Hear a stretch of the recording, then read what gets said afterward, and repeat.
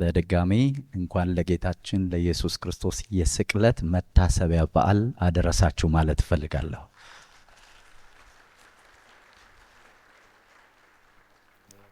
ክብር ለስሙ ይሁን። ክብር ለጌቶች ጌታ ይሁን። እስቲ ከዚህ በላይ ለእግዚአብሔር ምስጋናችሁን ሰውለት። ሃሌሉያ! ይሄ የሕያዋን ጉባኤ ስለሆነ ሁላችንም ቆመን የእግዚአብሔርን ቃል ሰምተን አጭር ጸሎት ከኔ ጋር ጸልየን የዕለቱን ቃል አካፍላችኋለሁ። ቆማለን። ዕብራውያን ምዕራፍ 2 ከቁጥር 1 እስከ 4። ዕብራውያን ምዕራፍ 2 ከቁጥር 1 እስከ 4 በጌታ ስም አነባለሁ። ስለዚህ ከሰማነው ነገር ምናልባት እንዳንወሰድ ለእርሱ አብልጠን ልንጠነቀቅ ያስፈልገናል። በመላእክት የተነገረው ቃል ጽኑ ከሆነ መተላለፍና አለመታዘዝ ሁሉ የጽድቅን ብድራት ከተቀበለ እኛስ እንዲህ ያለውን ታላቅ መዳን ቸል ብንለው እንዴት እናመልጣለን? ይህ በጌታ በመጀመሪያ የተነገረ ነበርና የሰሙትም ለኛ አጸኑት። እግዚአብሔርም እርሱ ራሱ እንደፈቀደ በምልክትና በድንቅ ነገር በልዩ ልዩ ተአምራትም መንፈስ ቅዱስንም በማደል አብሮ መሰከረለት። እንጸልይ። ሃሌሉያ ሃሌሉያ።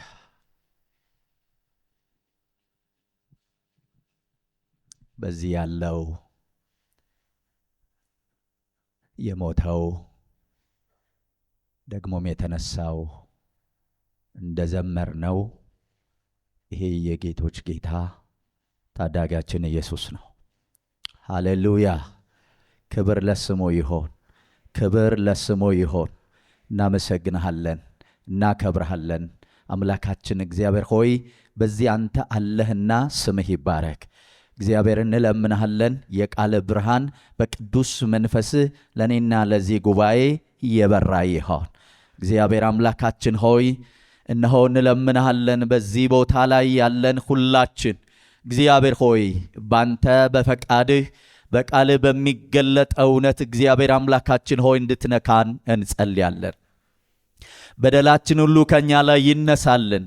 ኃጢአታችን ሁሉ እግዚአብሔር ሆይ ስለኛ ደሙን ባፈሰሰው በልጅ በክርስቶስ ኢየሱስ ብለህ ይቅር እንድትለን እንጸልያለን። ለኛ ዛሬ የደስታ ቀናችን ነውና እግዚአብሔር አምላካችን ሆይ በፊት ደስ እያለን እግዚአብሔር አምላክ ቃልን እንድንሰማ እንድናመልክህ አሁንም ጊዜያችንን እንድትባርክልን እንጸልያለን። ክፉ የታሰረ ይሆን፣ የጠላት ሥራ የፈረሰ ይሆን፣ የአጋንን ሥራ በኢየሱስ ክርስቶስም ከዚህ ሰዓት ጀምሮ ስር መሠረቱ ሁሉ የተነቃቀለ ይሆን። ሃሌሉያ! እናመሰግንሃለን። በኢየሱስ ስም ጸለይን፣ አሜን።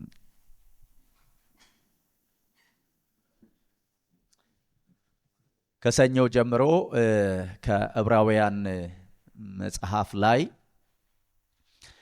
በተለያዩ አስተማሪዎች ስንማር አሳልፈናል። የተሻለው ኪዳን ሕይወትና ሩጫችን በሚል ርዕስ ስንማር ቆይተናል።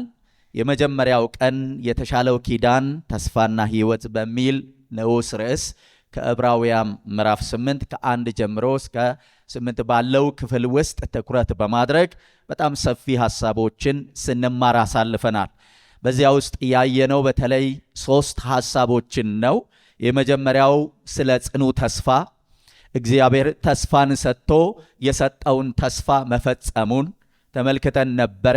እንደገናም ደግሞ ፍጽምና የምናገኝበት ተስፋ ደግሞ ይጠብቀናል። ክብር ለስሙ ይሆን። በዚህ ጉዳይ በዝርዝር ተምረናል።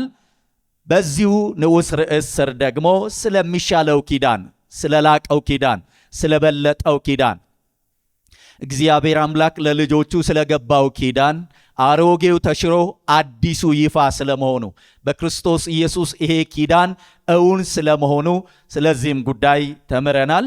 በዚሁ ንዑስ ርዕስ ስር ደግሞ ስለሚሻል አገልግሎት ጌታ ኢየሱስ ክርስቶስ ስለሰጠው ሕያው ስለሆነ አገልግሎትም በደንብ ተምረናል። የጌታችን የኢየሱስ ክርስቶስ አገልግሎት በተለይ በገባንበት በዚህ በአዲሱ ኪዳን ድፍረታችን ነው። ድፍረታችንም ደግሞ እሱ በመስቀል ላይ ባፈሰሰው ደም የእግዚአብሔር ልጆች ስለመሆናችን በዚህ ውስጥ የሚታሰብ ነው ማለት ነው። ጌታ ኢየሱስ ክርስቶስ ነው ይህንን መንገድ የመረቀልን። ወዴት? ወደ እግዚአብሔር የምንገባበትን ይህን መንገድ የመረቀልን ራሱ መድኃኒታችን ኢየሱስ ክርስቶስ ነው። ክብር ለስሙ ይሆን። በሁለተኛው ቀን ደግሞ ያየነው ማክሰኞ ስለ እምነታችን ዋጋ በመክፈል እንጽና የሚል ነው እና ትኩረት የተደረገው ዕብራውያን ምዕራፍ 10 ላይ ከ19 ጀምሮ እስከ 39 ባለው ክፍል ውስጥ ነው። ይሄ በጣም መሰረታዊ ነገር ነው። ከህይወታችን ጋር የበለጠ የምናዛምደው የእኛንም ነገር የሚጠይቀን ነገር ነው ማለት ነው። ወደ እግዚአብሔር እየቀረብን ሁል ጊዜ መኖር አለብን። ከሱ ጋር ቅርበታችንን በደንብ አስተካክልን እግዚአብሔር በሚፈልገው መንገድ መኖር እንዳለብን የሚያሳየንን እውነት ተምረናል። እንዴት ነው ወደ እግዚአብሔር መቅረብ የምንችለው ብለን ብንናገር ወይም ብንጠይቅ ከክፉ ህሊና በመንጻት ከክፉ ህሊና ጸንቶ ነጽቶ ወደ እግዚአብሔር በመቅረብ ከእግዚአብሔር ጋር መኖር፣ እንዲሁም ደግሞ በንጹህ ልብ ተንኮል የሌለበት ንጹህ ልብ ይዘን ወደ እግዚአብሔር በመቅረብ በዘመናችን ሁሉ መኖር እንዳለብን ያስተምረናል ክፍሉ።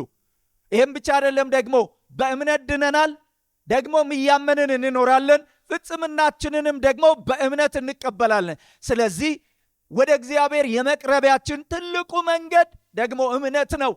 ስለዚህም ጉዳይ በደንብ ተምረናል። እምነታችንን ተስፋችንን አጥብቀን መያዝ እንዳለብን ክፍሉም ስለሚያስተምር የተጠራ ነው። ይሄ ጥሪ በጣም መሰረታዊ ስለሆነ ጥሪው ሰማያዊ ነው። ክብር ለእግዚአብሔር ይሆን።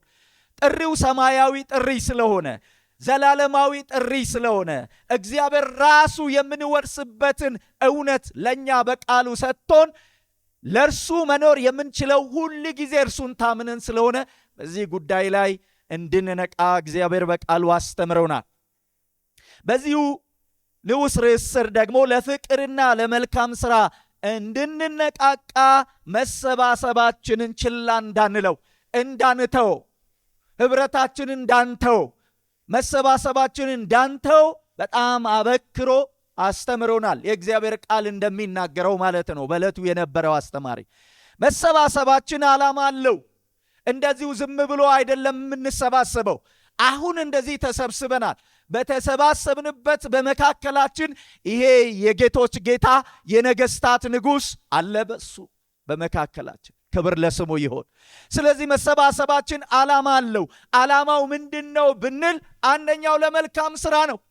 መልካም ሥራ የምንሰራበት ነው። ሁለተኛው ለፍቅር ነው። ለፍቅር ነው።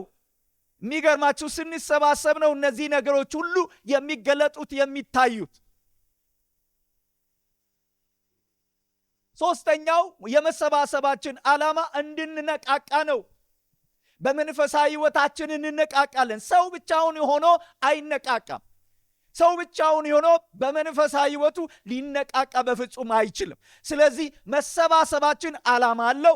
መሰባሰባችን በእኔና በእናንተ ሕይወት ላይ የሚያመጣው ኢምፓክት አለው። ስለዚህ ይህንንም ችላ እንዳንል በደንብ ተምረናል።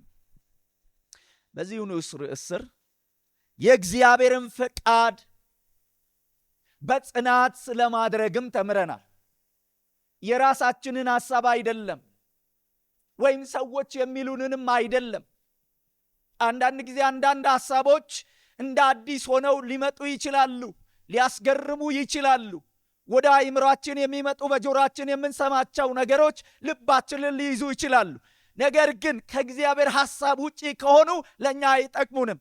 የሚጠቅመን የቱ ነው ብንል የእግዚአብሔር ፈቃድ። ክብር ለስሙ ይሆን።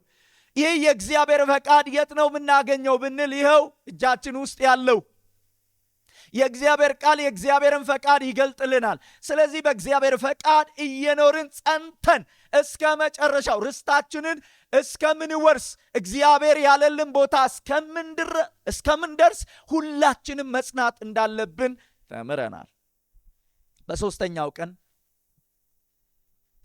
በመሰረታዊ የእውነት አኗኗር የህይወት አኗኗር ምሳሌነትን ስለመከተል ተምረናል። ከዕብራውያን ምዕራፍ 13 ከ1 ጀምሮ እስከ 8 ካለው ክፍል ውስጥ በዚህ ክፍል ውስጥ በጣም በእኛ ህይወት ላይ በየዕለቱ ልናከናውናቸው የሚገቡን የህይወታችን ባህሪ የሚገለጥባቸውን ነገሮች አሳይቷል ጸሐፊው።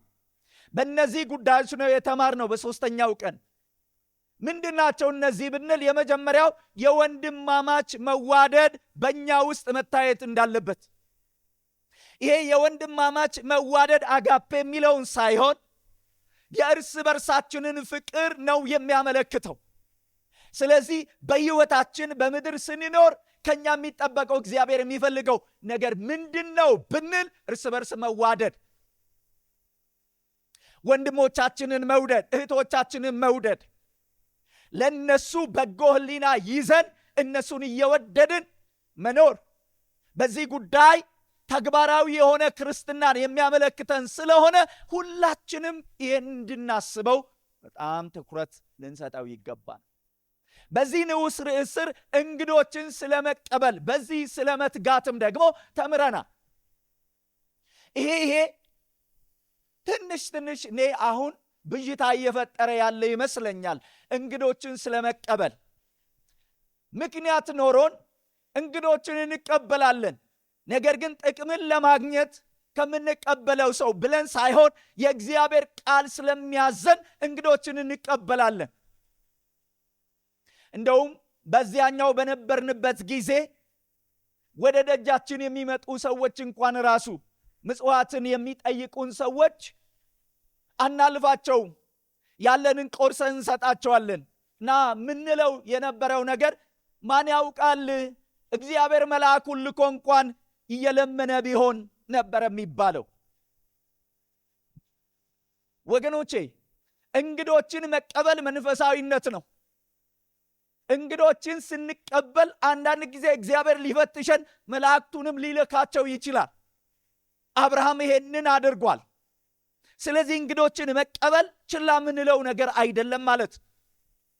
በዚሁ ንዑስ ርዕስ ላይ ከጋብቻ አንጻር የንጽህና ህይወት መኖር እንዳለብን እግዚአብሔር የሚፈልገው ይሄ የንጽህና ህይወት በእኛ ላይ መታየት እንዳለብን፣ ታማኝ ሆነን ሚስት ለባሏ ባል ለሚስቱ ታማኝ መሆን እንዳለበትም ክፍሉ ይናገራል። እና ደግሞ የአባቶችን ፈለግ የእነሱን ምሳሌ እየተከተልን ክርስትናን መኖር እንዳለብንም ተምረናል። ገንዘብን ደግሞ ስላለመውደድ፣ ገንዘብን በመውደድ ህይወታችን እንዳይበላሽ በዚህም ጉዳይ በጣም ትኩረት ልናደርግበት ይገባል ቃሉ ስለሚናገር በዚህም ጉዳይ ተምረናል። አራተኛው ደግሞ ትላንትና የተማርነው እውነተኛ አምልኮ በሚል ከዕብራውያን ምዕራፍ 13 ከ9 እስከ 19 ካለው ክፍል ውስጥ ነው የተመለከትነው። በዚህ ውስጥ ዮኒስ ያነሳልን በጣም ልብን የሚነኩ ቅድም እንዳልኩት በህይወታችን ላይ እግዚአብሔር ሊያይ የሚፈልጋቸው ነገሮች አሉ። የመጀመሪያው በእንግድነት ኑሯችን እዚህ ምድር ላይ እኛ እንግዶች ነን። እስቲ እንደዚህ በሉልኝ፣ እንግዳ ነኝ በሉ እስቲ፣ ድገሙት እስቲ። አሁንም መዝሙር አለ አይደለ? እንግዳኛ ነኝ እኔ ምን ዘምረው ሰው ስንሸኝ። ግን ሁል ጊዜ ነው ይሄን ለራሳችን መዘመር ያለ። ሁል ጊዜ ሰው ሲያርፍ ሳይሆን ሁል ጊዜ ነው። እንግዶች ነን፣ መጻተኞች ነን፣ አገር አለን የሚጠብቀን። ስለዚህ በእንግድነት ዘመናችን ስንኖር እንዴት ነው መኖር ያለብን ብንል ራሳችንን ከስህተት እየጠበቅን። ክፍሉ ላይ ስህተት ብሎ የሚናገረው እነዚህ የዕብራውያን ሰዎች እምነትን ከሕጉ ጋር ለማገናኘት በጣም ይዳዳቸው ስለነበረ አይ መሳት የለባችሁም፣ ራሳችሁን ከስህተት ጠብቃችሁ መኖር ይጠበቅባችኋል እያለ በክፍሉ ውስጥ ጸሐፊው መክሯቸዋል። ይህንን ነው ትላንትና ያየ ነው። ከዚሁ ጋር በተገናኘ በዚህ ንዑስ ርዕስ ስር ደግሞ ለእግዚአብሔር የምስጋና መስዋዕት ስለማቅረብም ተምረናል። ሁል ጊዜ ማሰብም ያለብን ይሄን ነው። የምስጋና መስዋዕት እግዚአብሔርን እያመለክን የምንኖር ሰዎች ነን። እግዚአብሔርን የምናመልከው እንዴት ነው? በአንደበታችንም እናመልከዋለን፣ በሕይወታችንም ደግሞ እናመልከዋለን። አዎ መዘመር አንዱ ነገር ነው። ልክ አሁን ነፍስ አልቀረልንም፣ ደስ አለን አደለ ሲዘመር? እውነት ነው። የእግዚአብሔር መንፈስ ደግሞ እየነካን ሕይወታችንን እያየን እሱ ያደረገልን ነገር እየተመለከትን አመለክ ነው። አዎ ተግባራችን ነው፣ የልክ ነው። ነገር ግን ከሕይወት ጋር መሆን እንዳለበትም ተምረናል። ንጹሕ አምልኮ የተቸገሩትን መርዳት፣ ባልቴቶችን መርዳት፣ ድሆችን መርዳትም እንደሆነ አምልኮ እንደሆነ መጽሐፉ ይነግረናል። ይህንንም በደንብ ተምረናል። ወገኖቼ የዕብራውያን ጸሐፊ ወይም የዕብራውያን መልእክት ጸሐፊ የሚያነሳቸው ሐሳቦች በጣም ጥልቅ ናቸው። በጣም ጥልቅ ናቸው። መጽሐፉን ጠጋ ብላችሁ ስታዩት ትኩረት የሚያደርገው በዋናነት ማን ላይ ነው ብትሉ ጌታችን ኢየሱስ ክርስቶስ ላይ ነው። ሃሌሉያ! እሱ ላይ ነው ትኩረት የሚያደርገው። ስለ ጌታችን ስለ ኢየሱስ ክርስቶስ ነው የሚተርክልን፣ የሚነግረን። አዲሱን ኪዳንና አሮጌውን ኪዳን እያነጻጸረ የበለጠ ከክርስቶስ ጋር መጣበቅ የምንችልበትን እውነት ነው የሚተርክልን። ስለ ጌታችን ስለ ኢየሱስ ክርስቶስ ከዘፍጥረት ምዕራፍ 3 ጀምሮ እስከ ዛሬ ይሰበካል። መጽሐፍ ሁሉ የሚተርክልን የሚነግረን ስለ እሱ ነው። ስለ ጌታችን ስለ ኢየሱስ ክርስቶስ ነው። ራሱም ደግሞ እንደዚህ ብሏል። መጽሐፍት ሁሉ ስለ ማን ይናገራሉ ብሏል? እስቲ በሉት። ስለ እሱ ነው የሚናገረው። ስለዚህ እሱን ተርከነው አንጨርሰውም። ብንናገረው ተናጋሪው አይሰለቸውም ከገባው። ብንናገረው ሰሚዎች አይሰለቻቸውም ከገባቸው። ስለዚህ ቃሉ የሚነግረን ስለሱ ስለሆነ፣ የዕብራውያን ጸሐፊ የሚነግረን ስለሱ ስለሆነ ይሄን ትኩረት ማድረግ እንዳለብንም መገንዘብ አለ። ስለ መሥዋዕትነቱ ነው የሚነግረን። ጌታችን ኢየሱስ ክርስቶስ ለምን እንደተሰዋልን ነው የሚተርክልን። እና የጌታችን የኢየሱስ ክርስቶስ ማንነትና መስዋዕትነት የክፍሉ ዋና እምብርት ነው። እንደውም ጸሐፊው እመክራችኋለሁ ነው የሚለው። ዕብራውያን ምዕራፍ 13 ቁጥር 22 አካባቢ ስታዩት ይሄንን ምክር እመክራችኋለሁ እያለ በአንድ ጥቅስ ላይ 2 ጊዜ ነው ያሰፈረው። ስለዚህ ዋናው ዓላማ የጻፈበት ክርስቶስን በማሳየት ከክርስቶስ ጋር ተጣብቀው መኖር እንዲችሉ ነው የሚመክራቸው። እነዚህ ሰዎች የዳዳቸው ወደኋላ ያሉበት ብዙ ነገሮች አሉ። ማስጠንቀቂያ ነው የሰጣቸው። 5 ማስጠንቀቂያዎች አሉ። እናንተ ጊዜ ወስዳችሁ በደንብ አንብቡት እዚህ ጉዳይ ላይ ወገኖቼ። ያለ ክርስቶስ ሁሉ ነገር ዜሮ ነው። ሁሉ ነገር ባዶ ነው። ለምን ብትሉኝ ሙላት ሁሉ ያለው እሱ ጋር ነው። ሕይወት ያገኘነው በሱ ነው። ክብር ለስሙ ይሁን። ስለዚህ ይሄ የዕብራውያን መልእክት ጸሐፊ ሊያመለክተን የሚፈልገው ነገር ምንድነው ብትሉኝ ጌታችን ኢየሱስ ክርስቶስ በላጭነቱን፣ ላቂነቱን፣ እሱ የሚልቅ ነው፣ እሱ የበለጠ ነው። ከማን ከሙሴም የበለጠ ነው። ይሄ ለእስራኤል ሕዝብ ይገባቸዋል። በደንብ ነው የሚገባቸው። ስለ ሙሴ ሕግ ሁል ጊዜ ያስቡ ስለነበረ ከሕጉ ጋር የተቆራኘ ሕይወት ስላላቸው በደንብ ይገባቸዋል። ከሙሴም ይልቃል። ማን? ኢየሱስ። እስቲ ኢየሱስ በሉ። እስቲ አሁንም ጮክ ብላችሁ ኢየሱስ በሉ። እስቲ ጮክ ብላችሁ በደንብ አሁንም ኢየሱስ በሉ። እስቲ ኢየሱስ ከሙሴም ይልቃል። ከሙሴም ብቻ አይደለም ከነቢያትም ይበልጣል። ማን? ኢየሱስ ይበልጣል። ነቢያት መልእክት አስተላልፈዋል። እሱ ግን ራሱን አዋርዶ መጣ። ይበልጣል። እስቲ ይበልጣል በሉ። አሁንም ይበልጣል። ከሙሴም ይበልጣል፣ ከነቢያትም ይበልጣል፣ ከካህናትም ይበልጣል። ከካህናትም እንደውም ሊቀ ካህን ነው እሱ። ካህናት እንስሳ አርደው ደም ረጭተው ምናልባት እግዚአብሔር ከተቀበላቸው እንኳን ራሱ ህዝቡን ነፃ ናችሁ ሊሉ ይችላሉ። የሚገርማችሁ ጌታችን ኢየሱስ ክርስቶስ የእንስሳን ደም ይዞ አይደለም ወደ ቅድስተ ቅዱሳን የገባው፣ የራሱን ደም። ሃሌሉያ! ለዚህ ለጌቶች ጌታ ጭብጨባችሁን ሰውለት እስቲ። ይበልጣል፣ ይበልጣል፣ ከነቢያትም ይበልጣል፣ ከካህናትም ይበልጣል።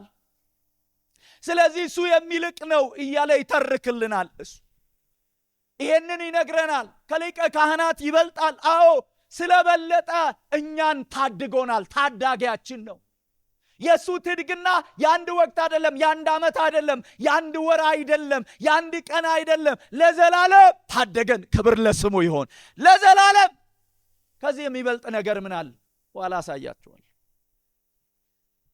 ይሄ ጸሐፊ ኢየሱስ ክርስቶስ ከሁሉ የላቀ የእግዚአብሔር ነጸብራቅ እንደሆነ ስለ እግዚአብሔር በሙላት የተረከልን እሱ ነው። አዎ እግዚአብሔር ተናግሯል። ምዕራፍ 1ን ስታዩ የዕብራውያንን መልእክት ገና ሲናገር ስለ ጌታችን ስለ ኢየሱስ ክርስቶስ መለኮትነቱ፣ በእርሱ የሚታዩ ማይታዩ ነገሮችን ሁሉ መፍጠሩን፣ ደግሞም ሰው መሆኑን ይነግረንና የሚገርማችሁ እሱ የእግዚአብሔር ምሳሌ እንደሆነ ይተርክልን። ስለዚህ በሱ በኢየሱስ ክርስቶስ ነው ስለ እግዚአብሔር ሙሉ ዕውቀት ማግኘት የሚቻል። ሙሉ መረዳት ሰው ማወቅ የሚችለው በኢየሱስ ክርስቶስ የተነገረው። እሱ ደግሞ በእኛ በማንነታችን ውስጥ ሆኖ እንደኛ ሆኖ እግዚአብሔርን ተረከልን። ስለዚህ ስለ እግዚአብሔር ለማወቅ የምንፈልግ ከሆነ ተገልጧል። በማን? በኢየሱስ ክርስቶስ። ስለዚህ የሁለቱንም ኪዳናት በንጽጽር አሳይቶ መንገድ ተመረቀልን ይላል። በንጽጽር ያሳይና መንገዱ ተመረቀ። የትኛው መንገድ? ወደ እግዚአብሔር የምንደርስበት መንገድ፣ የምህረት መንገድ፣ ወደ ቅድስተ ቅዱሳን መግባት የሚቻልበት፣ ወደ እግዚአብሔር ማደሪያ፣ ወደ እግዚአብሔር መገኘት፣ ወደ እግዚአብሔር ሕልውና መግባት የሚቻልበት መንገዱ ተከፈተ። ክብር ለስሙ ይሆን እና ይሄንን በደንብ መሰረት ከጣለ በኋላ ካደላደለ በኋላ እንደዚህ ይላቸዋል። ከማስጠንቀቂያዎቹ 3ቱን ብቻ ልንገራቸው። እንደዚህ ይላቸዋል። እምነታቸውን እስከ መጨረሻው አጽንተው እንዲጠብቁ፣ እንዳያፈገፍጉ፣ ከዚህ ከገባቸው እውነት እንዳያፈገፍጉ። ካፈገፈጉ ሲያጡታል። ወደ ኋላ እንዳይሉ፣ እንዳያፈገፍጉ። ይሄ እውነት ነው፣ ይሄ መሰረት ነው። ስለዚህ እንዳያፈገፍጉ የተረዱትን ይህንን እውነት እስከ መጨረሻው እንዲጠብቁት። እንዲህ በሉልኝ፣ እምነቴን እስከ ፍጻሜው ጠብቃለሁ በሉ እስቲ። ድገሙት አሁንም። ስለዚህ እስከ መጨረሻው እምነታቸው እንዲጠብቁ፣ እንዳያፈገፍጉ፣ ወደ ኋላ እንዳይሉ፣ እምነት ሲደመር ሕግ እንዳይሉ።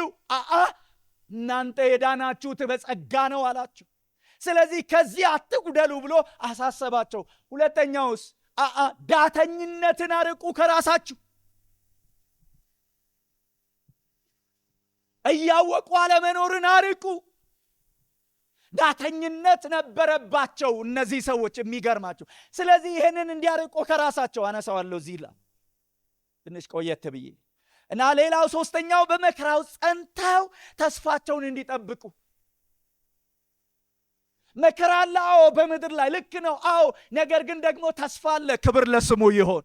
ስለዚህ ተስፋቸውን በመከራ ውስጥ እንዲጠብቁ፣ ከመከራው የተነሳ አፈግፍገው ወደ ኋላ ችላ እንዳይሉት ይህንን ይነግራቸዋል። ዕብራውያን ምዕራፍ 13 ቁጥር 22 ቅድም የነገርኳችሁን ላንብብላችሁ። ይህን ምክር ነው የሚመክራቸው ይሄ ሰው። ወንድሞች ሆይ ይልና የምክርን ቃል እንድትታገሱ እመክራችኋለሁ፣ በጥቂት ቃል ጽፌላችኋለሁ። ይሄ ነው ዓላማ። የምክርን ቃል እንድትታገሱ እመክራችኋለሁ። ምክር ነው የመከራቸው በመልእክት ውስጥ። ስለዚህ ይሄ ምክር ደግሞ ለነሱ ለህይወታቸው ቤዚክ ነው፣ መሰረታዊ ነገር ነው። ስለ ኢየሱስ ክርስቶስ ማንነትና ምንነት፣ በሱ ስለተገኘው ህይወት፣ በሱ ስለተገኘው ትድግና በደንብ መሰረት ጣለና ከዚህ እንዳተፈገፈጉ በእምነታቸው ጽኑ። ኦኬ፣ ታዲያ ይህንን መሰረት ከጣለ ጸሐፊ በተለይ ከህይወታችን ጋር ልናዛምደው የሚገባንን እንደው 3 ነገሮችን ማንሳት እፈልጋለሁ። ችላ የማንለው የመሲሁ ትድግና። ልድገመው፣ በደንብ ስሙ። ችላ የማንለው የመሲሁ ትድግና፣ ስፍራ ልንሰጠው የሚገባን የመሲሁ ትድግና። ስለዚህ ጉዳይ ነው የሚነግረን የዕብራውያን ጸሐፊ ምዕራፍ 2 ከ1 እስከ 4። እዚችው ላይ ብቻ ትኩረት አድርጌ ነው አሁን ከዚህ በኋላ ያለውን ነገር ማሳያችሁ። ላንብበው ደግሜ። እንደዚህ ይላል፣ ስለዚህ ከሰማነው ነገር ምናልባት እንዳንወሰድ፣ መወሰድ አለና እንዳንወሰድ ለእርሱ አብልጠን ልንጠነቀቅ ያስፈልጋል። በመላእክት የተነገረው ቃል ጽኑ ከሆነ መተላለፍና ለመታዘዝ ሁሉ የጽድቅን ብድራት ከተቀበለ እኛስ እንዲህ ያለውን ታላቅ መዳን ቸል ብንለው እንዴት? ይህ በጌታ በመጀመሪያ የተነገረ አነሳዋለሁ 1፣ የሰሙትም ለእኛ ጸኑት 2፣ እግዚአብሔርም እርሱ ራሱ እንደፈቀደ በምልክትና በድንቅ ነገር 3፣ በልዩ ልዩ ተአምራት መንፈስ ቅዱስንም በማደል አብሮ መሰከረለት። ስለዚህ ይሄ ጸሐፊ መልእክቱን ሲያሰፍር ስጋቱን ከማስጠንቀቂያ ጭምር ነው ያሳረፈው። ስጋት እንዳለው ከነሱ ህይወት አንጻር ደግሞ ማስጠንቀቂያም ጭምር። የመሲሁ ትድግና ትንሽ እሱን ነገር ላንሳና እነዚህ አሁን ያነበብኳቸውን ክፍሎች ላብራራው፣ ከዛ አብረን ደግሞ እንጸልያለን። ወገኖቼ በብሉይ ኪዳን የተነገሩ የተስፋ ቃሎች ሁሉ ሙሉ በሙሉ ተፈጻሚነት ያገኙት መሰረት በጣለልን በጌታችን በኢየሱስ ክርስቶስ ነው። ሃሌሉያ! እሱ መሰረት ጣለልን። በብሉይ ኪዳን የተነገሩ የተስፋ ቃሎች ነበሩ፣ ትንቢቶች ነበሩ። እነዚያ ትንቢቶች ዘመኑ ሲደርስ፣ ጊዜው ሲደርስ በኢየሱስ ክርስቶስ ሙሉ በሙሉ ተፈጻሚነትን አገኙ። ሙሉ በሙሉ። ለዚህ ነው የአሮጌው ያ ኪዳን ተሽሮ አዲሱ ኪዳን፣ የላቀው ኪዳን፣ የበለጠው ኪዳን፣ የተሻለው ኪዳን በክርስቶስ ኢየሱስ ይፋ የሆነው። የክህነት አገልግሎቱ ሙሉ በሙሉ በኢየሱስ ክርስቶስ የክህነት አገልግሎት ተተካ። ዛሬ በአባቱ ቀኝ ሆኖ የሚያስታርቅ ይሄ የክህነት አገልግሎት ያኔ በተሰራው ወደ እግዚአብሔር ወደ እውነተኛው መቅደስ ወደ ቅድስተ ቅዱሳን መግባትን የሰው ልጅ ያገኘበት ካመነው ወደ እግዚአብሔር መድረስ የሚችልበት በምንድን ነው ብንል እንደተማርነው በኢየሱስ ክርስቶስ ደም። የኢየሱስ ክርስቶስ ደም ወደ ቅድስተ ቅዱሳን እንድንገባ ድፍረት ሆኖናል። በጣም አንድ ልብ የሚነካ ነገር ካስተማረው ትምህርት ውስጥ ማክሰኞ የሚገርማችሁ እንደዚህ አለ ዮሐንስ፣ መምህር ዮሐንስ፣ ይኸውላችሁ ኢየሱስ ክርስቶስን ሰው አምኖ ወደ ቅድስተ ቅዱሳን ቢገባ በዚያ በቅድስተ ቅዱሳን የሚያገኘው ራሱን ኢየሱስን ነዋል። በጣም ልቤን ነካ።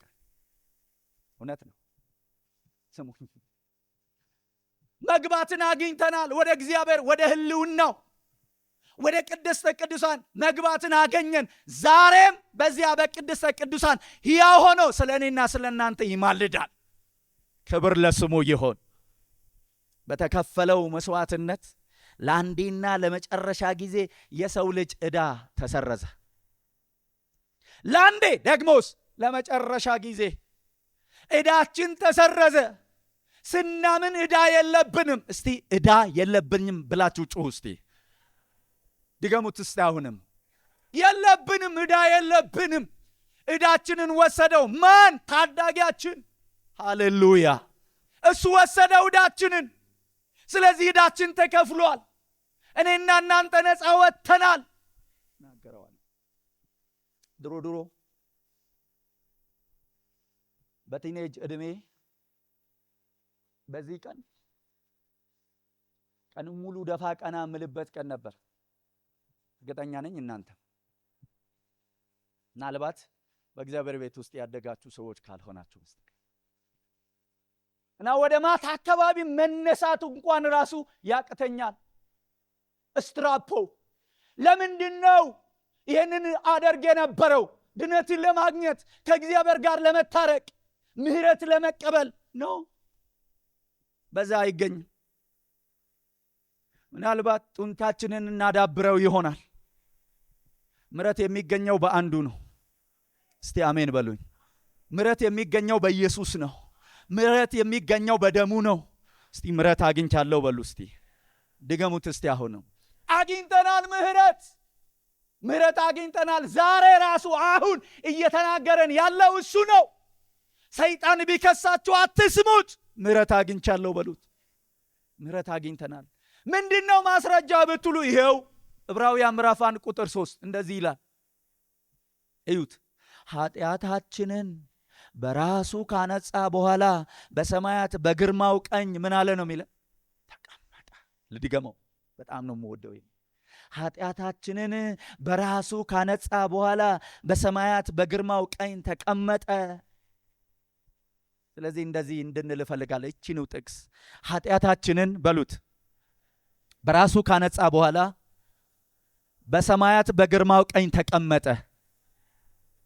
አሁን ከፍ ባለ ድምፅ ይሄንን ማለት የሚችለው የገባው ሰው ስለሆነ ኃጢአታችንን በራሱ ካነጻ በኋላ በሰማያት በግርማው ቀኝ ተቀመጠ። እሱ የሚበልጥ ነው። ከመላእክትም የሚልቅ፣ ከካህናት የሚልቅ፣ ከነቢያት የሚልቅ፣ ከሙሴ የሚልቅ በላጭ ኃጢአታችንን በራሱ አነጻ።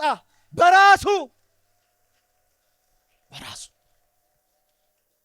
በገዛ ደሙ እኮ በገዛ ደሙ በራሱ ኃጢአታችንን አነጻ። ከራሱ ጋር አስታረቀን፣ ከአባቱ ጋር አስታረቀን። ወገኖቼ ከዚህ የሚልቅ ነገር ምን አለ? አረ ክብር ስጡት ከዚህ በላይ። ሃሌሉያ። ታዲያ እነዚህ የዕብራውያን ሰዎች በእግዚአብሔር ቤት ውስጥ እንዳስቆጠሩት እንደ ዕድሜያቸው አልነበረም ክርስትናቸው እና ይሞግታቸዋል። ይሄ ጸሐፊ ይሞግታቸዋል። ምናልባትም አንዳንዶቻችን አሁን መንፈስ ቅዱስ እየሞገተን እንዳለ ይሞግታቸዋል እና እንደዚህ ይላቸዋል። ምዕራፍ 5 ቁጥር 12 ላይ ከጊዜው የተነሳ አስተማሪዎች ልትሆኑ ሲገባችሁ እንደ ሰው ስለ እግዚአብሔር ቃላት በመጀመሪያ ያለውን የሕፃንነትን ትምህርት እንዲያስተምራችሁ እንደገና ያስፈልጋችኋልና ይልና የሚያስፈልጋችሁ ወተት እንጂ ጠንካራ ምግብ አይደለም ይላችሁ። የሚያስፈልጋችሁ ገና ያ የድነቱ ገና ያ የመጀመሪያው እሱ ነው የሚያስፈልጋችሁ። ምክንያቱስ ከጊዜው የተነሳ እናንተ ያኔ እሱ ጌታ ነው ብላችሁ የተቀበላችሁበት ወቅት ያን ጊዜ እስቲ አስቡት። እስካሁን ያለውን ቁጠሩት። ዕድሜያችሁን እንዴት ነበረ ክርስትናችሁ? እንዴት ነው የኖራችሁት? ምንድነው በሕይወታችሁ ላይ የታየው? እንደውም እንደዛ እንደመጀመሪያው አሁን ወተት ያስፈልጋችኋል። ገና ልጅ ናችሁ። ገና መንፈሳዊ ጨቅላነት ውስጥ ነው ያላችሁት እንደማለት ነው። ሞገታቸው፣ ይሄ ሰው ሞገታቸው። ለምን ብትሉ እንደ ክርስትና ዕድሜያቸው መጠን አገልጋዮች፣ አስተማሪዎች፣ እንደው ስለ መሲሁ ተራኪዎች፣ ስለ መሲሁ ተናጋሪዎች መሆን ሲገባቸው እንደው የሕፃንነት ወራታቸውን ያንን ወተት መጋተን ይፈልጋሉ።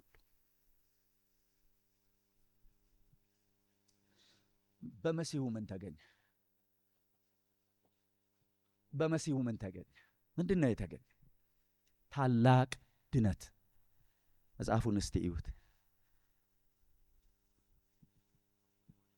ቁጥር 2 ምዕራፍ 2 ዕብራውያን በመላእክት የተነገረው ቃል ጽኑ ከሆነ መተላለፍና አለመታዘዝ ሁሉ የጽድቅን ብድራት ከተቀበለ እኛስ እንዲህ ያለውን ምንድን ነው የሚለው? እንዲህ ያለውን ምን ታላቅ ምን? እስቲ በሉት፣ ድገሟት። እዚያ አካባቢ ያሉ ሰዎች ናቸው የገባቸው። ታላቅ ምን? ታላቅ ምን? ታላቅ መዳን። መዳናቸው ታላቅ ነበረ ወገኖቼ። ለኔም ለናንተም ድነታችን ታላቅ ነው። ከምንም ነገር ጋር ልናነጻጽረው አንችልም። ታላቅ ነው ድነታችን። ከምንም ነገር ጋር በፍጹም ኮምፔር ልናደርገው አንችልም። ታላቅ ድነት። ለምንድን ነው? ጌታችን ኢየሱስ ክርስቶስ ኃጢአታችንን በራሱ በፈሰሰው ደም በተቆረሰው ሥጋ በራሱ ስላነጻ ታላቅ ነው። ታላቅ። እዚሁ ዕብራውያን 9:12 ላይ ለዚህ ማስረጃ ውሰዱና እንደዚህ ይላል፣ አንድ ጊዜ ፈጽሞ ወደ ቅድስት በገዛ ደሙ እንጂ በፍየሎችና በጥጆች ደም አይደለም። በገዛ ምኑ? በገዛ ደሙ። ስለዚህ ድነታችን ታላቅ ነው፣ የኢየሱስ ክርስቶስ ደም የፈሰሰበት ስለሆነ። የኛ ደም እንኳን ትንሽ የሆነ ነገር ወቅቶን ሲፈስ ምን ያህል ነው ስፍስፍ የምንለው? አስቡ ውስጥ ይሄ የጌታ የኢየሱስ ክርስቶስ ደም የዛሬው ቀን ስናስብ ይሄ የፈሰሰው ደም ለምንድን ነው ብንል ለኃጢአታችን ምን እንድንሆን? እንድንድን። ድነቴ ታላቅ ነው በሉልኝ። ድነታችን ታላቅ ነው። ለምንድን ነው ብንል ለአንዴ ለመጨረሻ ጊዜ የተከፈለ መስዋዕት ነው። ለአንዴ ደግሞስ ለመጨረሻ ጊዜ። ያኔ ዛሬ 2000 ዓመት በመስቀል ላይ ደሙ ፈሰሰ። ያኔ የፈሰሰው ደም ዛሬም ያነጻል። ዛሬም ሕያው ነው። ዛሬም ትኩስ ነው። አዋጅ! ሰይጣን ይስማ፣ የሚከሳችሁ የኢየሱስ ክርስቶስ ደም ዛሬም ያነጻል።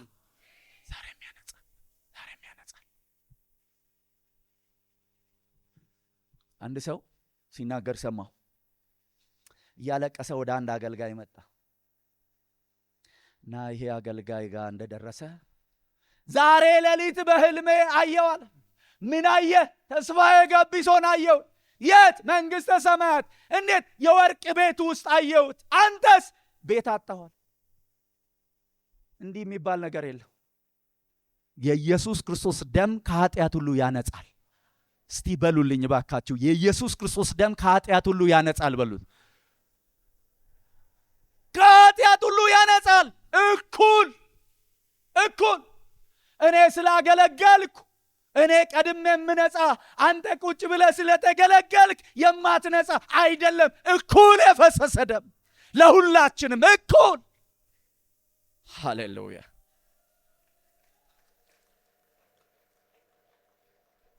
ይሄ ድነታችን ታላቅ ነው ወገኖቼ። በሞቱና በትንሣኤው ዘላቂ የክህነት አገልግሎት የተገኘበት ስለሆነ ዘላቂ የሆነ። ብዙ ጊዜ ሰዎች በቀደመው ኃጢአታቸው፣ ባለፈው ኃጢአታቸው፣ በትናንት ኃጢአታቸው፣ በአምና ኃጢአታቸው ሁል ጊዜ ስብከት ሲሰሙ ንስሐ ገብተዋል እኮ ሰይጣን እየመጣ ሹክ ይላቸዋል፣ ይከሳቸዋል። አንተ ኃጢአተኛ፣ አንተ ዝሙት ሰርተ፣ አንተ እንዲህ አድርገ፣ አንተ ሰርቀ፣ አንተ ዋሽተ ይከሳቸዋል። ከሳሻችን ተጥሏል። ኧረ አሜን በሉኝ። በቃ ከሳሻችን ተጥሏል። እኔና እናንተ ወደ መስቀሉ ቀና ብንል የሰራነውን ኃጢአት ዛሬም ያነጻናል። የልጁም የኢየሱስ ክርስቶስ ደም ከኃጢአት ሁሉ ምን ይላል? ያነጻል። ስለዚህ ይሄንን ችላ እንዳይሉት ነው የሚያሳስባቸው። በፍጹም ችላ ሊሉት የማይገባ።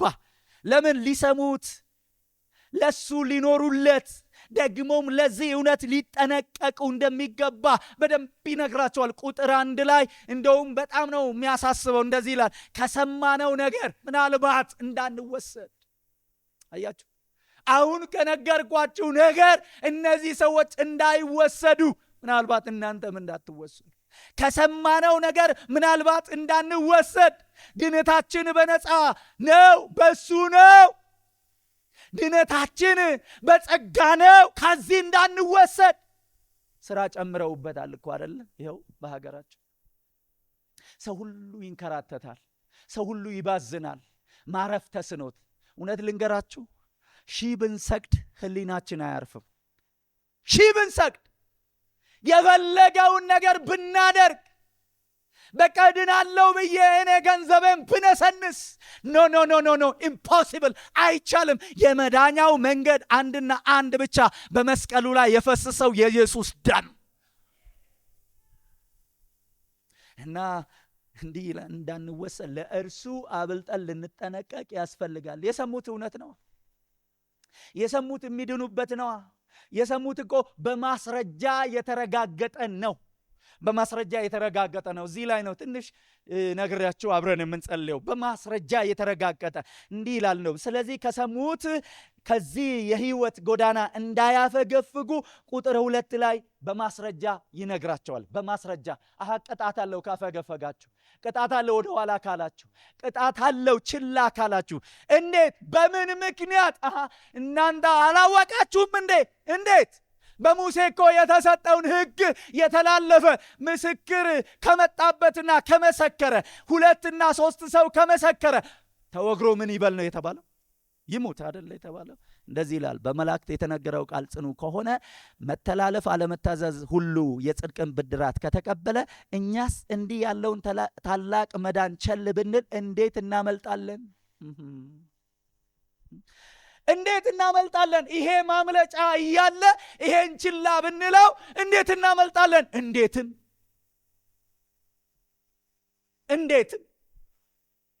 ማምለጫው ብቸኛው ይሄ ነው። እንዴትም ልናመልጥ አንችልም። ከዚህ ውጪ፣ ከመስቀሉ ላይ ከተሰራ ውጪ፣ ከዚህ ከተመረቀልን መንገድ ውጪ ሌላ ማምለጫ የለም በፍጹም። እንደው የሚገርማችሁ ቅጣት ነው ያለው። ታዲያ ታላቁን ድነት አብሳሪዎች እነማን ናቸው ብንል እዚሁ ክፍል ላይ 4 ማስረጃ ያሳየናል። ድነቱን ያበሰሩ የመጀመሪያው ተናጋሪ ራሱ ጌታ ደሙን ያፈሰሰው ጌታ ራሱ የመጀመሪያው ተናጋሪ ነው። ቁጥር 3 እዩት፣ እንዲህ ይላል፣ ይህ በመጀመሪያ በጌታ የተነገረ ነበረ። በማን? በጌታ። በመጀመሪያ በጌታ የተነገረ ነበረ። ለማን? ለነዚያ ለቀደሙት፣ ለነዚያ እርሱን ለሰሙት፣ ለነዚያ እርሱን ለተከተሉት፣ ኑ ከኋላዬ ብሏቸው እሱን ለሰሙት የተነገረ። ማን ነው ተናጋሪው? ራሱ ጌታ። ታዲያ ራሱ ጌታ ከሰማያት ወርዶ ይህንን የምስራች የድነት ማስረጃ እንዲህ ከተናገረ እንዴት ከዚህ ማምለጥ ይቻላል? ሁለተኛው ማስረጃ ቀደምት የሆኑት ሐዋርያት አባቶች እንደዚህ ይላል። መጨረሻው የቁጥር 3 የሰሙትም ለኛ አጸኑት ይላል። የሰሙት ማንን? ጌታን የሰሙት። እሱ ተናገረ፣ ደግሞስ እነዚህ ሰሙ፣ ኖሩ፣ አመኑ፣ ዳኑ። እነሱ ደግሞ አስተላለፉ። እኔና እናንተ እኮ እንደዚህ አሁን ቁጭ ብለን ይሄንን ድነት አግኝተን የምናጣጥመው እነዚያ የቀደሙት እያስተላለፉ መጡ፣ እኛ ጋር ደረሰ፣ እኛም ደግሞ እናስተላልፋለን። ይሄ ሪስፖንሲቢሊታችን ነው። ነግራችኋለሁ በደንብ አድርጌ። ሶስተኛው ማስረጃ አባት ራሱ እግዚአብሔር አብ ማስረጃ ነው ለዚህ። እንዴት? በድንቅ በታምራት በምልክት መሰከረ። በድንቅ በታምራት መሰከረ፣ በምልክት መሰከረ። ከገናናው ክብሩ ያየን እኛ ነን። እግዚአብሔር ከላይ ሆኖ ተናገረ ስለ ልጁ። ከነሱ የሚጠበቀውን ልጁ ለምን እንደመጣ ተናገረ። እግዚአብሔር ራሱ በታምራት በድንቅ በምልክት። አራተኛው መንፈስ ቅዱስ የጸጋን ስጦታ በማደል። አያችሁ፣ ሥላሴን እዚህ ጋር ታገኙ። በድነታችን ውስጥ አብም ወልድም መንፈስ ቅዱስም ተሳታፊ ነበሩ። ደግሞም ይሄ እውነት እንዲበሰር በዚህ ውስጥ ሶስቱም ተሳታፊ ናቸው። በቃ በዚህ ማዕቀፍ ውስጥ ነው ያለ ነው ወገኖቼ። ከሰማን ይሄንን እንስማ። ተረት አይደለም፣ ይሄ እውነት ነው። እና ይሄንን ችላ ሊሉት እንደማይገባ በደንብ አበሰረላቸውና እኔ የሚገርመኝ የዕብራውያን ጸሐፊ እሱም ብቻ አይደለም፣ ለነገሩ የቀደሙት አባቶቻችን በሙሉ ሰው ሁሉ አይኑን በክርስቶስ ላይ እንዲያደርግ። ሰው ሁሉ ሰው ላይ አይደለም። ምናልባት ተአምራት አንድ ሰው በህይወቱ ውስጥ ቢገለጥ እንኳን እሱ ላይ አይደለም። ሰው ሁሉ ማን ላይ? ፎከስ ቱ ክራይስት፣ ፎከስ ቱ ክሮስ። ሰው ሁሉ ይሄ ነው እውነት። የሚገርማችሁ ስለ ኢየሱስ ክርስቶስ ምናልባት አንደኛውን ፓርት ዛሬ ብናገረው እንደገና ነገ ደግሞ ሌላ ነው፣ አዲስ ነው። አይሰለችም። እየጣፈጠን እንሰማዋለን። የህይወታችን ደስታን እሱ ስለሆነ ክብር ለስሙ ይሁን።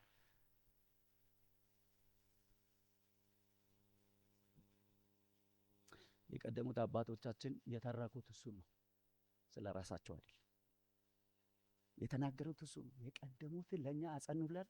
እሱ ነው የተረኩት፣ ራሳቸውን አይደለም። ሐዋርያት ሥራ ምዕራፍ 14 ላይ ያሳያችኋለሁ ስደርስበት። አሁን የተረኩት የተናገሩት የፈለገው ነገር በህይወታቸው ውስጥ እግዚአብሔር ቢያደርግ የሚያሳዩት መስቀሉን ነው፣ የሚያሳዩት ክርስቶስን ነው፣ የሚያሳዩት ወንጌሉን ነው። እንደዚህ ዘመን እንደሰከረው አይደለም።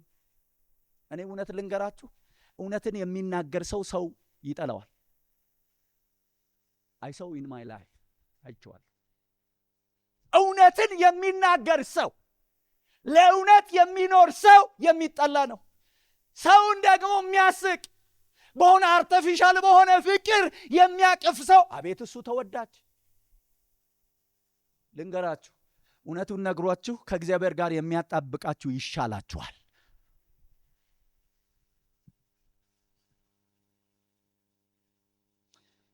እንደዚህ ብለዋል ጳውሎስ፣ በመካከላችሁ ሳለው ከኢየሱስ ክርስቶስ በቀር እርሱ እንደተሰቀለ ሌላ ነገር እንዳላውቅ ቆርጬ። ከኢየሱስ ክርስቶስ በቀር ሌላ ነገር እንዳላውቅ፣ በቃ ሌላ ነገር ቆርጬ። እስቲ ቆርጫለሁ በሉኝ ባካ፣ ድገሙት እስቲ አሁን።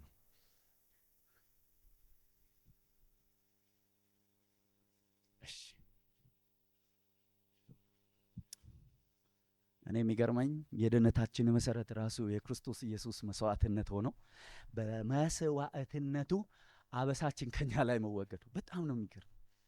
አበሳችን ነው የተነሳው እኮ፣ መከራችን ነው የተነሳው። እሱ ወሰደው ስቃያችን። የጥልን ግርግዳ በምኑ አፈረሰው? ጥልን በመስቀሉ ምን አደረገው? ገደለው። የጥልን ግርግዳ አፈረሰው በስጋው። ጥልን ራሱ በመስቀል ላይ ገደለው።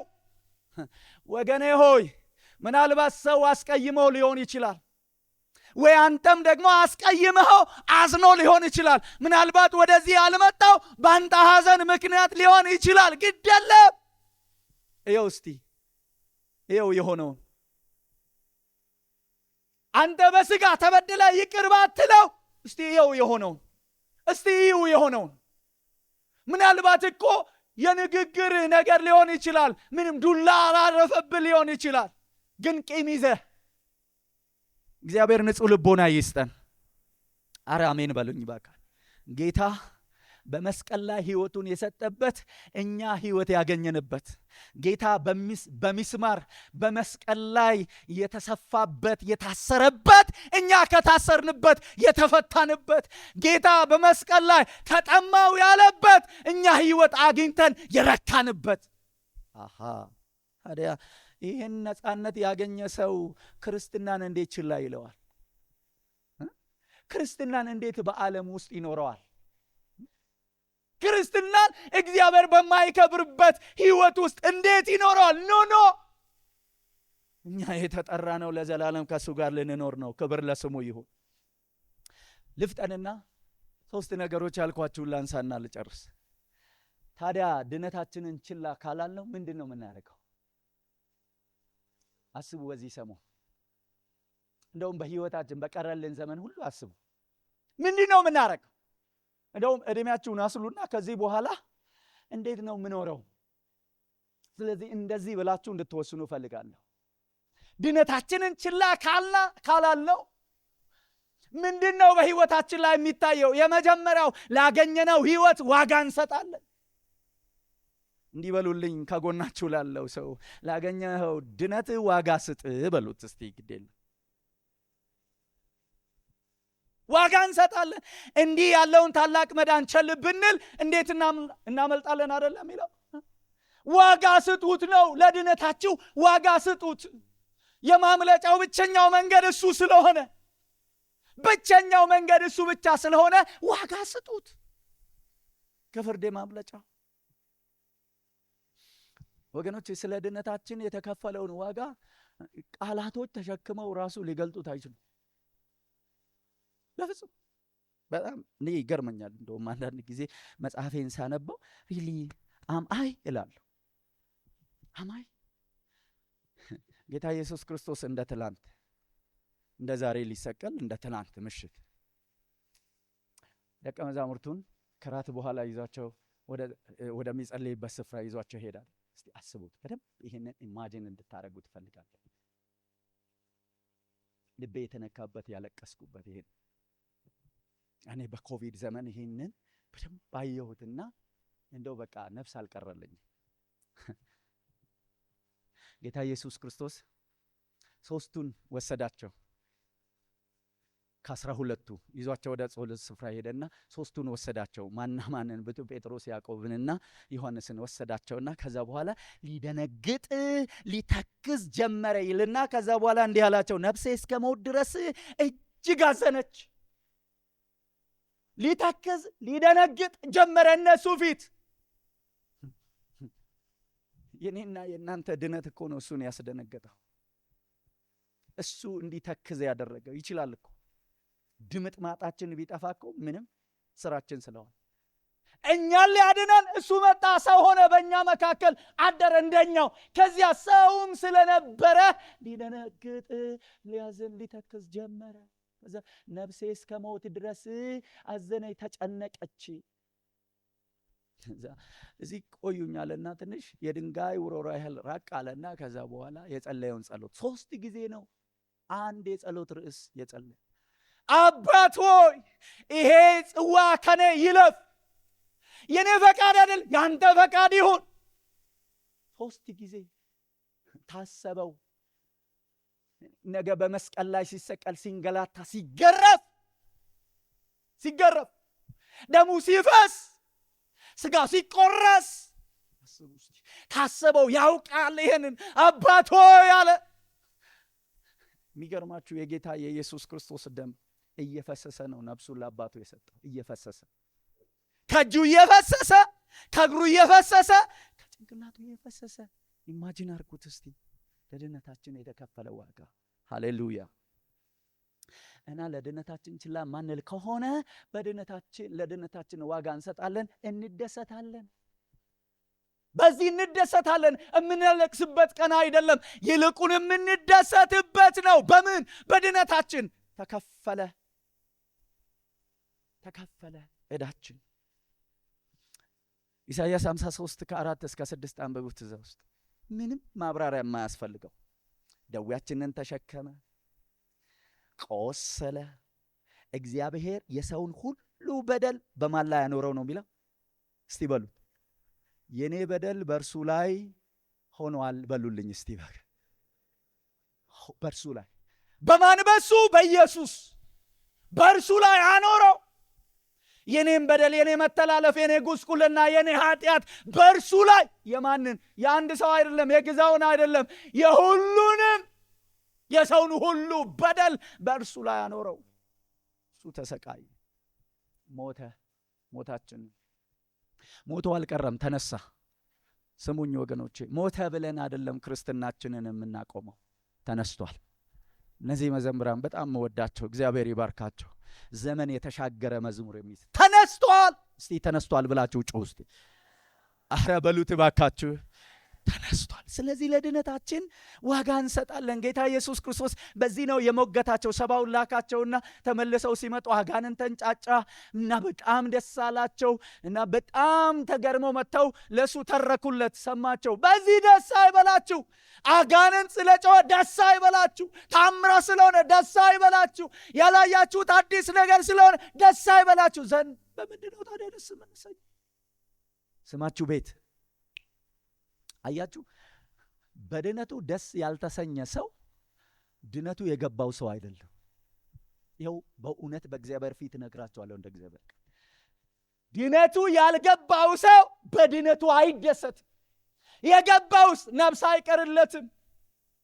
ማንንም እያየ አይደለም እግዚአብሔርን የሚያመልከው የሚያመሰግነው። እግዚአብሔር እሱ እንዴት እንዳዳነው እያሰበ ነው። ለዚህ ነው ጳውሎስ እዛ በማይመች ቦታ ላይ በማን ደስ ይበላችኋል? በጌታ ደስ ይበላችሁ። እዚህ ላይ አንድ ነገር ላንሳ። የጌታን እራት የምንወስደው ድነታችንን እንዳንዘነጋው ብሎ ነው እግዚአብሔር ይህንን የደነገገልን። ይህን ስርዓት ምንድነው ማስረጃ? ይኸው ሉቃስ 22 ቁጥር 19 ድነታችን እንድናስበው ለዚህ ማስረጃ ደነገገልን። እንጀራንም አንስቶ አመሰገነ፣ ቆርሶም ሰጣቸው ይልና ስለ እናንተ የሚሰጠው ሥጋዬ ይህ ነው፣ ይሄን ለምን አድርጉት? ለመታሰቢያ አድርጉት። አስቡ፣ እንዳትዘነጉት አስቡ። ይህንን የምንወስደው ድነታችንን እንዳንዘነጋው የዛሬ 2000 ዓመት እሱ ስለኛ ስጋው መቆረሱን ደሙ መፍሰሱን ያንን እንድናስበው ለድነታችን የተከፈለውን ያንን እውነት ነው የምናስበው። ለድነታችን ጌታ ኢየሱስ ክርስቶስ ይህንን ደነገገልን። ይህን ስርዓት የዘላለም ሕይወት እንዳለ የምናወጅበት ነው። ድነታችንን የምናሳይበት ነው። ሁለተኛው የምስራች አብሳሪዎች እንሆናለን ድነታችንን ችላ ካላልን። ቀደም ሲነገር ነበር አይደለ? መዝሙሩም ይሄንን ነው የሚናገረው። ያውላችሁ ለድነታችን ችላ ካላልን ከገባን ይህንን ያጣጣምነውን እውነት የቀመስነውን እውነት ለሌላው እናካፍላለን፣ እንሰጣለን። ምክንያቱም እኛ አምልጠናል፣ ጨለማችን ተገፏል። ሌሎች ሰዎች በጨለማ ውስጥ አሉ። ጠላት እየነከሳቸው ያሉ፣ ጠላት እየገደላቸው ያሉ፣ እያሳደዳቸው ያሉ፣ ማምለጫው መንገድ ይሄ ነው ብለን የምስራቹን እንናገራለን። ማስረጃ የሰሙት ለኛ አጸኑት። ይሄው የሰሙት ለኛ ምን አሉ? አጸኑት። ተናገሩ። ስለማን? ስለ ክርስቶስ። እንዴት? እስከ ሞት። እነሱ በህይወት እያሉ ጉድጓድ እየተቆፈረ ተው ስለዚህ አትናገሩ ሲባሉ የሚገርማችሁ ትውፊት የሚናገር ጉድጓድ ውስጥ እየተጣሉ ሞተዋል። በቃ ብንሞት ወደ እሱ ነው የምንሄደው እያሉ ተናግረው እንደ እስጢፋኖስ ምህረት እየለመኑ አብሳሪዎች ነው የምንሆነው። እኔ ያደግኩበት አካባቢ ፍየል እባብ ካየች አሳዳ እባቡ የገባበት ቦታ አሳዳ በእግሯ ቀጥቅጣው ትገለዋለች። ከነደፋት ደግሞ የሚገርማችሁ ሰው ሳያያት ቅጠል ሄዳ ትበጥስና ትበላለች።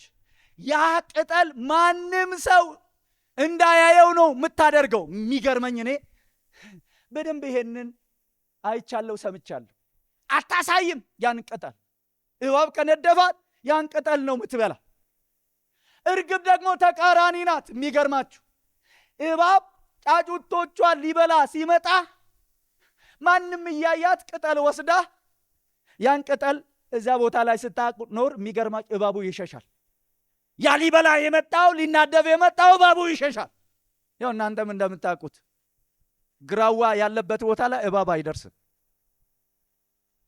የግራዋ ቅጠል ታመጣና በጥሳ እዛ ጋር ታረጋለች እና ልፍስፍስ ሲልና ከዛ ቦታ ላይ ይሄዳል እባብ። ስሙኝ፣ አንዳንድ ሰዎች እንደ ፍየል የዳኑበትን ነገር አያሳዩ።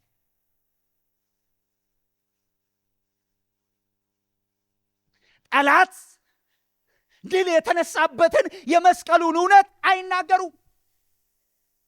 ዳኑ። ከዛ በኋላ ድነታቸውን አክፈው ይቀመጣሉ ለክብራቸው ሲሉ።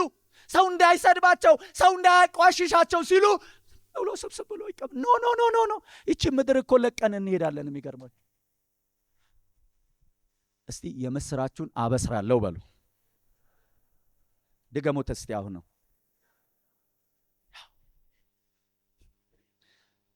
ባለን ገንዘብ፣ በጊዜያችን፣ በእውቀታችን፣ ባለን ነገር ሁሉ ለዚህ መዘርጋት አለብን። መዝገባችን ባዶ እንዳይሆን ለዚህ እውነት መኖር አለብን። በአሜሪካ ነገር ሚዲያው፣ ጋዜጣ ሁሉ አንድ ሰሞን ይሄን ነበር የሚናገረው። አንዲት ዶክተር በጣም የታወቀች ሰብ ስፔሻሊስት ናትና አላገባችም። ሰራተኛ አላት፣ ቀጥራ የምትሰራላት፣ ቤት የምታጸዳላት፣ ምግብ የምትሰራላት።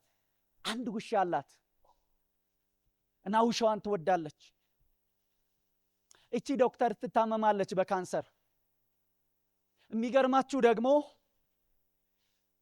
ባፕቲስት ናት፣ ክርስቲያን ናት። ትሄዳለች ቤተ ክርስቲያን። እንደምትሞት ስታውቅ በዛ ካንሰር ተናዘዘች፣ ጻፈች፣ ህጋዊ ያረገች። ቤት አለኝ፣ ገንዘብ አለኝ፣ ቤቴንም ገንዘቤንም ለዚህ ለውሻዬ አውርሻለሁ እና ለሰራተኛዋ እንደዚህ አለች፣ እኔ ሞታለሁ፣ ስለዚህ ውሻዬን ተንከባከቢ፣ ደሞዝሽ እኔ የምከፍልሽን በሙሉ ይኸው ህጋዊ ያረግልሻለሁ፣ ደሞዝሽን በዚህ ታገኛለሽ። የሚገርማችሁ እቺ ሰራተኛ ዶክተሯ ከሞተች በኋላ ውሻውን መንከባከብ ጀመረች።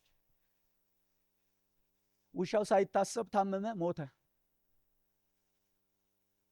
እና ሰራተኛዋ ኮርት ሄደች እና የሷ ንብረት ለኔ ይሰጠኝ፣ ደሞዜን አልወሰድኩም ብላ ሄዳ ተናገረች። ያው እኛ ሀገር እንደሚደረገው ቀን ተያዘላትና በዚህ ቀን ቅረቢ፣ ተቃዋሚ ከሌለ ውርሱ ላንቺ ይሆናል ተባለች። ቀኑ ደረሰ፣ መጣች። ስትመጣ ሌሎች ሰዎች አሉ እዛ ቦታ ላይ እና የሷ ኬስ ተነስቶ ተቃዋሚ ያለው አዎ አለ። ምንድነው እሱ የምትቃወሙት? አዎ ዶክተሯ ሞታለች፣ ውሻም ነበራት፣ ወንድ ውሻ። ለሷ ይሄ ውሻ ነበረ፣ ተናዛ ነው የሞተችው። ነገር ግን ውርሱ ለውሻው የተሰጠው ለሷ አይገባትም። ምክንያት ውሻው አውጥታ ስታዝናናው ከኛ ውሻ ጋር የግብረ ስጋ ግንኙነት አድርጓል እና ተወልዷል አንድ ውሻ። እናስ ለውሻው ነው፣ ለኛ ውሻ ነው ውርሱ።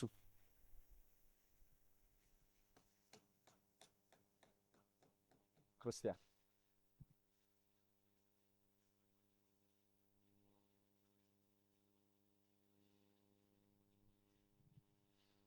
ወገኖቼ የዳንበትን ይህንን የምስራች ይዘን ቀብረን እንዳንቀበር ይገባኛል። ጠንካራ ቃል የተናገርኩት እንናገረው፣ ይስደቡን እንናገረው። ጌታ እኮ ተተፋበት፣ ጌታ እኮ ተሰደበ፣ እንናገረው።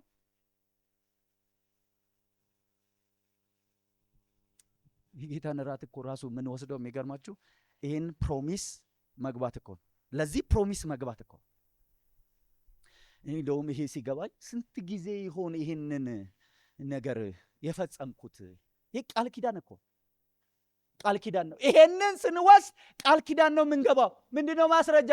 አንደኛ ቆሮንቶስ ምዕራፍ 11 ቁጥር 26 አብሻይም በጣም ነው የሚናገረው። እንደዚህ ይላል፣ ይህንን እንጀራ በበላችሁ ጊዜ ሁሉ፣ ይህን ጽዋ በጠጣችሁ ጊዜ ሁሉ ጌታ እስኪመጣ ምኑን ትናገራላችሁ? ሞቱን እናገራለሁ በሉ። ደገሙት። ሞቱን ትናገራላችሁ። እስከ መቼ? ጌታ እስኪመጣ ወይ እስከምንሄድ ሞቱን ትናገር። ቃል ነው የምንገባው እኮ ወስደን ብቻ ዘምረን እንድንሄዳለን እንዲገባን። ሞቱን ትናገራ እስከ መቼ? ጌታ እስከሚመጣ።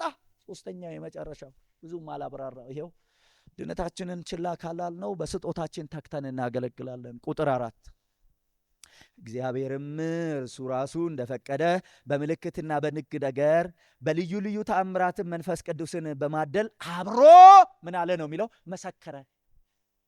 እነዚህ ተአምራቶች፣ እነዚህ የጸጋ ስጦታዎች በመንፈስ ቅዱስ የተሰጡን በእኛ ላይ የሚገለጡ ተአምራቶች፣ ድንቅ ነገሮች ሁሉ፣ ምልክቶች ሁሉ ማንን ማሳያ ናቸው? መስቀሉ ማሳያ፣ ማስፈንጠሪያ ናቸው። መከበሪያ አይደሉም። ሊሞዚን ለኔ የታዘዘልኝ የምሄድበት አይደለም። እንደዛማ ከሆነ ወድቀናል።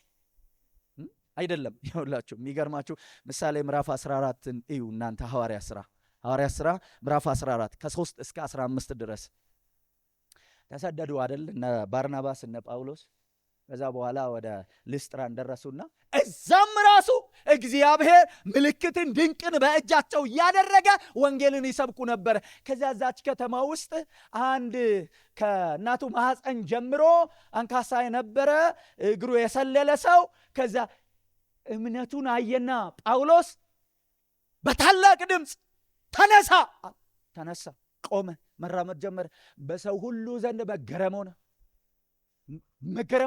ከዛ ስም አወጡላቸው። የሚገርማችሁ ደነገጡ። እንደዚህም አሉ፣ አማልክት በእኛ መካከል ሰው ሆነው ተገልጠዋል ብለው እነሱን ለማምለክ የአበባ ጉንጉን አንገታቸው ላይ ለማድረግ እና በሬ ደግሞ ሰውተው ሊያመልኳቸው እነሱ የሚገርማችሁ ልብሳቸውን ቀደዱ ይላል። እንደ ዘመኑ አይደለም። እንደ ዘመኑ የሆነ አጃቢ በማርሽ ባንድ ምናምን ኖ ልብሳቸውን ቀደዱ። እኛ እንደናንተ የምንሰማ ሰዎች ነን። ባህሩን፣ ሰማይን፣ ምድርን የፈጠረውን እግዚአብሔርን እናመልካለን። ወደ እርሱ ዞር እንድትሉ ወንጌልን እንሰብክላችኋለን። ቀጥታ ቃሉ እንደዚህ ነው የሚለው። ወደ እሱ ወደ እግዚአብሔር ዞር እንድትሉ ወንጌልን እንሰብክላችኋለን፣ መስቀሉን እንሰብክላችኋለን አሏቸው። ሊጨርስ ነው። እነዚህ የጸጋ ስጦታዎች ያስፈልጉናል። አዎ በጣም አምናለሁ። ግን ግቦች አይደሉም እነሱ። ግቡ መስቀሉ ነው። እስቲ አሜን በሉኝ። ግቡ መስቀሉ ነው። ሁሌ እናገረዋለሁ አንዳንድ ቦታ ሳገለግልና ጆሴፍ ማቲካ የሚባል ሰው አንድ ጊዜ እዛ መካነ ኢየሱስ ሴሚናሪ መጥቶ ስልጠና ሲሰጥ እዛ ላይ ነበርኩና እንደዚህ አለ። ካሪዝማ brings people into church door አለ።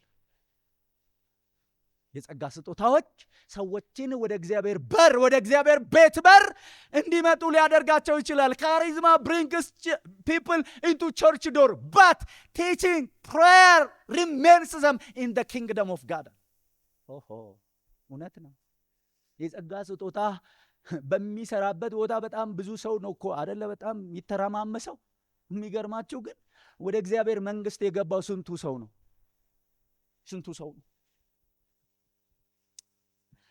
ቤተ ክርስቲያን በዚህ መገለጥ አለባት አምናለሁ። ነገር ግን በቤተ ክርስቲያን ይሄ ቢታይ መስቀሉ ነው የሚታየው። መስቀሉን ካላሳየ ግን ለዘላለም ጥንቅር ይበል። ምክንያቱም በቤተ ክርስቲያን ውስጥ ሰዎች መጥተው ያዘኑ የሚጽናኑበት፣ የወደቁ የሚነሱበት፣ የደከሙ የሚበረቱበት፣ የታሰሩ የሚፈቱበት ነው። ልጨርስ። በተሻለው ኪዳን ውስጥ ስንኖር እነዚህ 3 ነገሮች ልባችሁ ውስጥ ይቀመጥ። ለድነታችን ትኩረት እንስጥ። የምስራችሁን እናብስር። ሁለተኛ በተሰጠን የጸጋ ስጦታ ተግተን እናገልግል። በዚያ የለም በስጦታችን ማገልገል አንችል። ሽልማት ነው የሚጠብቀን። መዝገባችን ባዶ እንዳይሆን አንድ ነገር ተናግሬ ጨረስኩ። አንዲት እህት አለች። አንድ ልጅ ነው ያላት። እውነተኛ ነገር ነው። አንድ ልጅ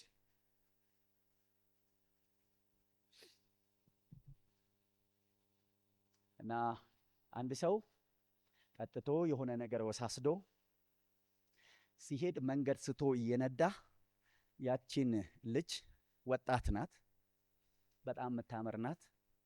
መንገድ ስቶ ገጫትና ሞተች። ልጅም እናትም ጌታን በጣም የሚወዱ ናቸው። ከእግዚአብሔር ቤት ሁል ጊዜ እግራቸው ማይጠፋ እግዚአብሔርን የሚያመልኩ የሚያገለግሉ ነበር። እና ገጪው ተያዘ፣ ታሰረ። እናት ልጇን ከቀበረች በኋላ አንድ ውሳኔ ወሰንኩ አለች። ይሄን የምስራች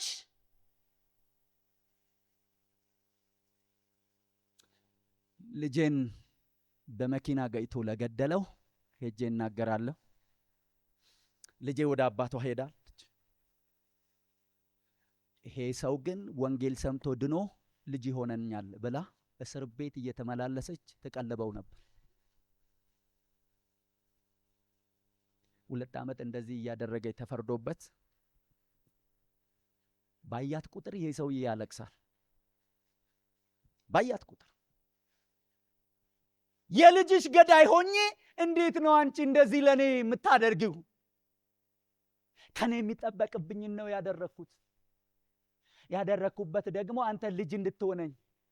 ልጅ ልትሆነኝ የምትችለው አንድ ነገር ስታሟላ ብቻ እኔ የምከተለውን ጌታ ስትከተለው ነው ብላ ወንጌል መሰከረችለት። እዛው እስር ቤት እያለ እያለቀሰ ንስሐ ገባ።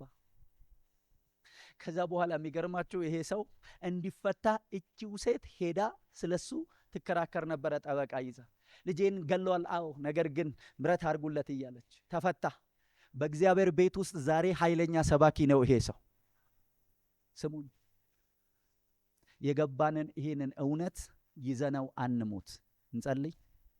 አብሻና ወደዚህ ልጋብዝ፣ እሱ ይጸልይልናል።